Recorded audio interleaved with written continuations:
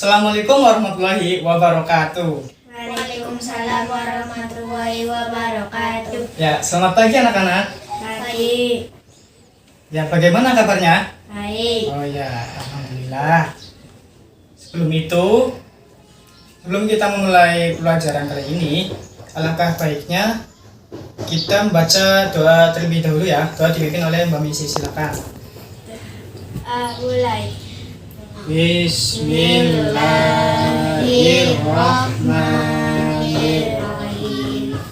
Raditu billahi rabba wa bil islami dina wa bi Muhammadin nabiyya wa rasula.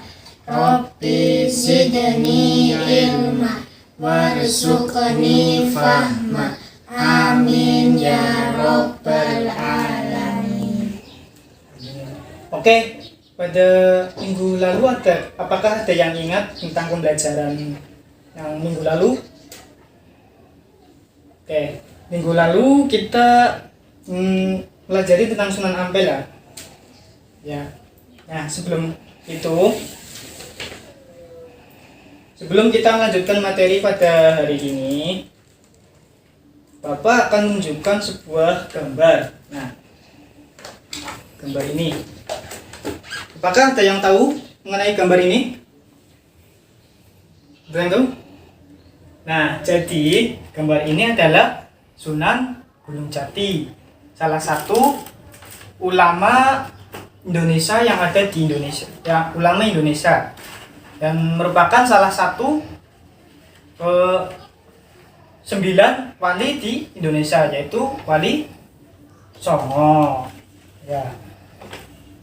Nah, jadi tujuan pembelajaran kali ini mengharapkan siswa mampu memahami riwayat hidup tentang Sunan Gunung Jati. Lalu yang kedua, siswa mampu menjelaskan peran dan strategi dakwah Sunan Gunung Jati. Lalu yang ketiga, siswa mampu menyebutkan sikap positif dalam pribadi Sunan Gunung Jati. Oke, jadi untuk mulai pelajaran kali ini, Bapak akan membagi kelompok. Nah, dari kelompok yang Messi ke belakang itu kelompok 1. Terus kelompoknya Mbak Ajeng ke belakang kelompok 2 ya. Oke, jadi kita akan mempelajari Sunan Gunung Jati. Sunan Jati. Nah, dari kelompok 1 akan membahas tentang peninggalan sejarah Sunan Gunung Jati. Lalu kelompoknya Mbak Ajeng nanti akan membahas tentang strategi dakwah Sunan Gunung Jati. Nah, oke, silakan berdiskusi.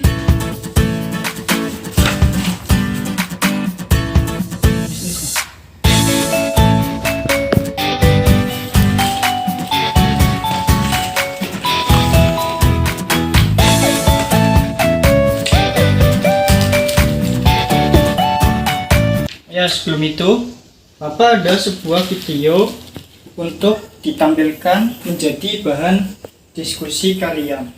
Nah, mohon kalian didengarkan baik-baik ya video ini. Silakan.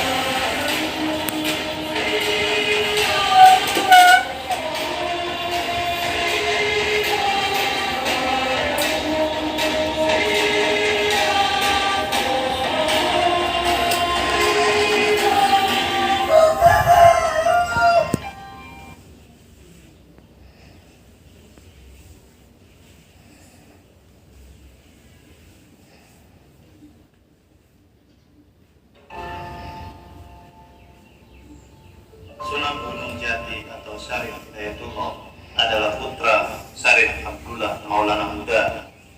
Ia berjasa mengembangkan Cirebon sebagai pusat dakwah dan pemerintahannya yang kemudian menjadi Kesultanan Cirebon. Anaknya yang bernama Maulana Hasanuddin juga berhasil mengembangkan kekuasaan yang menyebarkan agama Islam di Banten, sehingga kemudian menjadi Kesultanan Banten. Sunan Gunung Jati belajar dan mendalami ilmu agama sejak usia 14 tahun dari para ulama Mesir.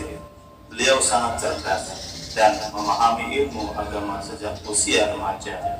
Beliau sempat berkelana ke berbagai negara, menyusul berdirinya Kesultanan Bintoro Demak, dan atas restu kalangan ulama lain, beliau mendirikan Kesultanan Cirebon yang juga dikenal sebagai Kesultanan Kampung Melapi.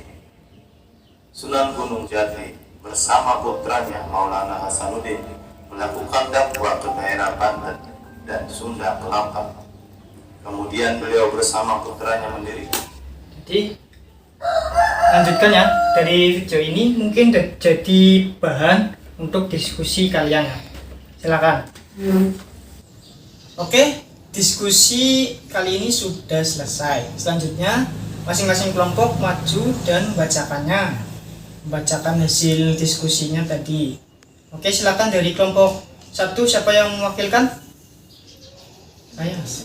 Ya. Silakan maju. 1. Membangun jalan raya dan memperluas wilayah. 2. Keraton dan kasepuhan. 3. Membuat masjid. Oh iya, terima kasih. Kepada kelompok 1, berikan tepuk tangannya. Selanjutnya dari kelompok 2, silakan, siapa yang mau mewakilkan? Saya. Oh iya, silakan Mbak Ajeng ya. Melalui jalur perkawinan. 2. Membuat tempat-tempat ibadah. 3. Melalui jalur seni musik budaya. 4. Menjadi pemimpin di Cirebon. Oke, terima kasih. Sudah tepuk tangannya.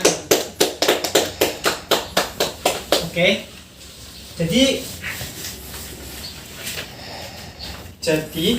Sunan Gunung Jati ini memiliki nama asli Syarif Hidayatullah. Nah, Syarif Hidayatullah ini atau juga Sunan Gunung Jati itu lahir pada tahun 1450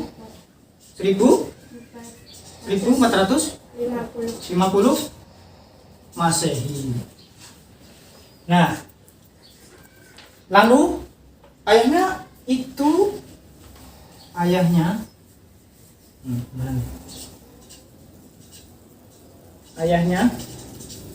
bernama siapa?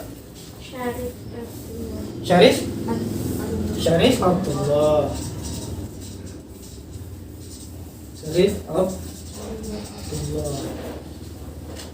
Nah, Syarif Abdullah ini adalah penguasa dari Ismailiyah di Mesir. Nah, lalu ibunya bernama siapa?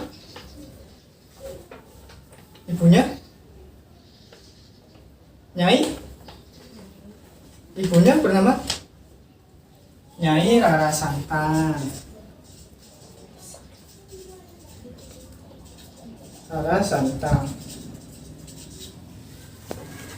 Nah, Nyai Rara Santang ini merupakan anak dari Prabu Siliwangi dan merupakan juga adik dari Kian Santang dan juga Pangeran Walang Sungsang. Nah, beliau Sunan Gunung Jati ini menempuh belajar agamanya melalui berbagai negara. Nah, salah satunya beliau menempuh di pesantren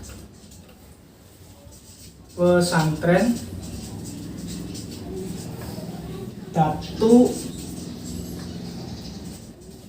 Kahfi. Nah, bisa dibaca? Ya, terima kasih. Nah, setelah beliau belajar di pesantren Datu Kahfi, ia melanjutkan ke Jawa Timur.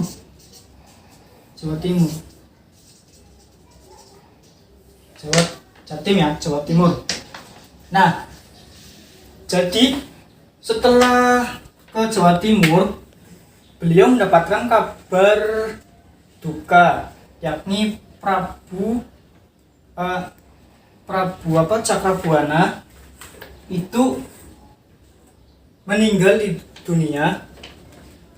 Pada saat itu beliau sedang memulai pembangunan kota di kota Cirebon. Nah, beliau pulang ke Cirebon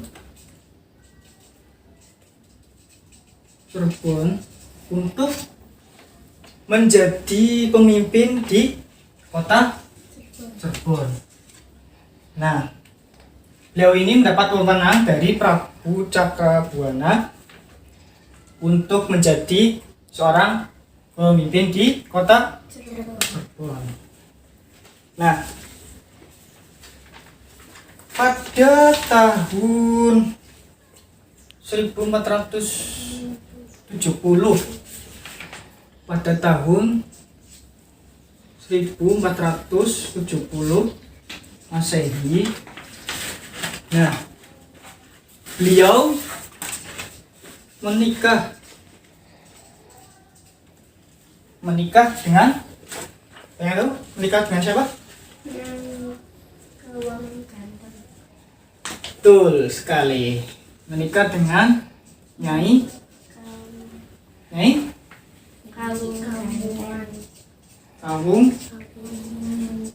Kawunganten. Nah, beliau dari pernikahan dengan Nyai Kawunganten, beliau dikaruniai 2 anak, yaitu Putri Wulung Ayu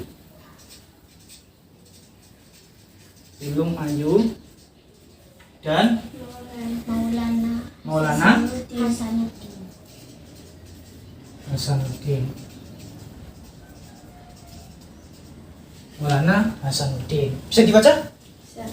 Oke, terima kasih. Nah, sampai di sini ada yang mau ditanyakan?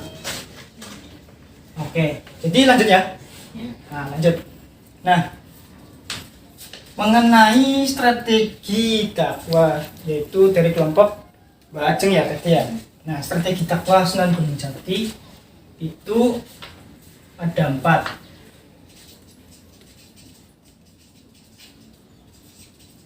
Strategi dakwah.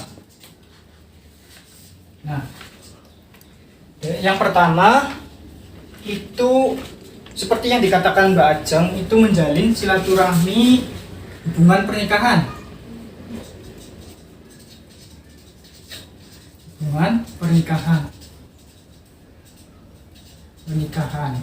Nah, melalui hubungan pernikahan ini, beliau juga mempererat tali saudara atau silaturahmi dengan mudah dengan menikahi antar suku atau suku lain. Lalu yang kedua, menjadi pemimpin di kota Cirebon. Nah, beliau sebetulnya tidak bermaksud ingin menjadi pemimpin di kota Cirebon, namun beliau diberi wewenang oleh Cakrabuana untuk menjadi pemimpin di kota Cirebon. Ya, betul. Lalu yang ketiga, apa? Melalui jalur seni musik budaya. Nah, betul sekali. Nah, jadi ini adalah hal yang paling unik dilakukan Gunung Jati dan menarik melalui seni musik. Nah, seni musik ini diantaranya itu ada gamelan, pertunjukan gamelan. Nah, yang unik ini pertunjukan gamelan ini diadakan oleh beliau itu secara gratis. Namun ada syaratnya. Syaratnya ingin menonton pertunjukan gamelan itu membaca 2 kalimat syahadat. Nah, 2 kalimat syahadat ada yang tahu? Ayo, siapa? Siapa yang mau baca? Oh, bareng-bareng? Bareng-bareng ya? Oke, silakan. Bismillahirrahmanirrahim. Asyhadu an la ilaha illallah wa asyhadu anna Muhammadan Rasulullah. Oh iya, terima kasih. Pintar-pintar ya. Tepuk tangannya. Oke. Yang keempat. Nah, yang keempat ini diantaranya membangun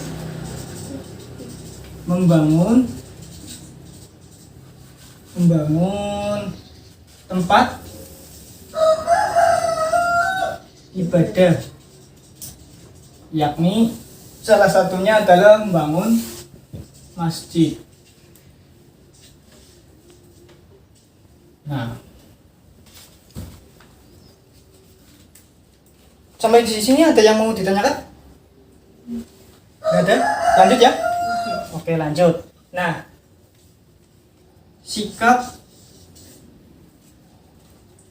lanjut ya, dari pembahasan sikap positif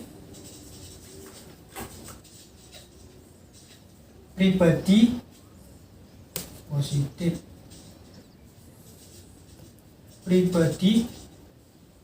Sunan Gunung Jati. Nah, diantaranya Sunan Gunung Jati itu sikap positifnya itu adalah merakyat. Nah, beliau selalu merakyat dengan masyarakat atau bersosial budaya dengan masyarakat. Oh ya, sebelumnya strategi dakwah ini, beliau melalui pendekatan sosial budaya.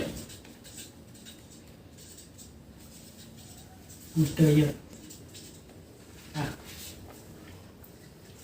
lanjut ya, dari sikap positif pribadi dari Sunan Gunung Jati atau Syekh Syarif Hidayatullah, itu pertama adalah merakyat.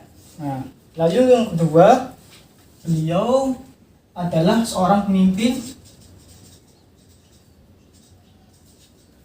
yang arif, bijaksana. Lalu yang ketiga, beliau juga selalu menghargai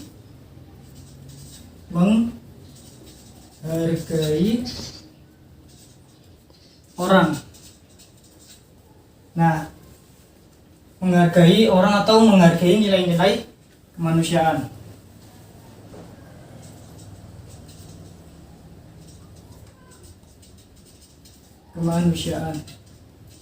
Yakni selalu menghormati orang tua, teman, dan leluhurnya.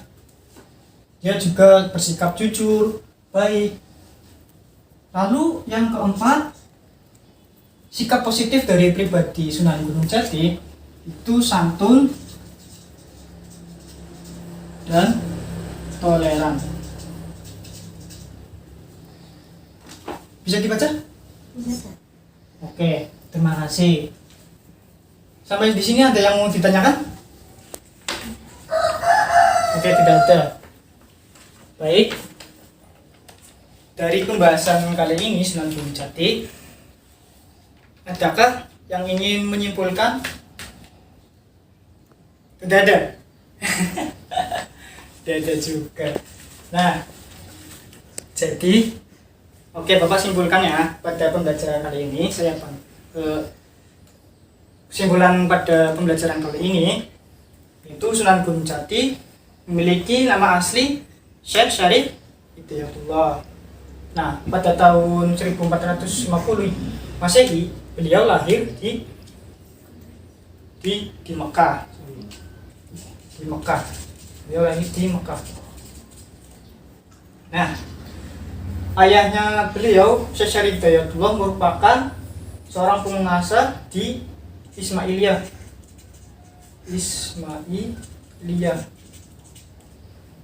di Mesir. Nah, lalu ibunya bernama Nyai Rara Santang. Nah, setelah itu beliau apa? Beliau menimba ilmu atau belajar ilmu agama, salah satunya di pesantren Datuk Kahfi. Lalu kemudian beliau melanjutkan ke Jawa Timur untuk menimba ilmu agama. Lalu setelah itu beliau menikah pada tahun 1470 Masehi dengan Nyai Kabunganten. Nah, beliau dikaruniai 2 anak, yaitu Wulung Ayu dan juga Maulana Hasanuddin. Nah, Maulana Hasanuddin ini kelak akan menjadi Sultan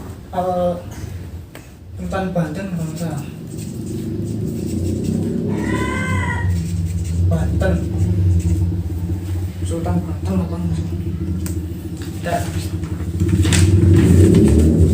Sultan Banten atau apa? Mungkin aja, kalau nggak salah Sultan Banten. Nah, dari strategi dakwah yang dilakukan oleh Sunan Gunung Jati, yaitu hubungan pernikahan, menjadi pemimpin, seni musik, dan membangun tempat ibadah. Lalu segi positif, sikap positif dari pribadi Sunan Gunung Jati yaitu merakyat, terus pimpin yang arif, bijaksana, menghargai nilai-nilai kemanusiaan. Lalu 4, santun dan toleran. Oke, jadi itu kesimpulan pada hari ini ya.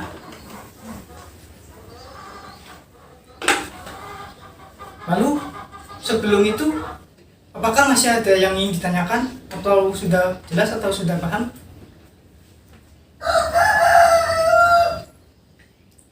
Sudah ada?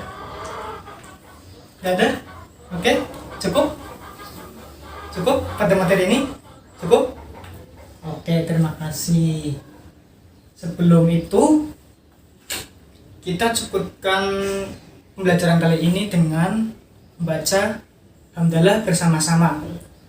Alhamdulillahirabbil alamin. Oke, terima kasih pesan Bapak.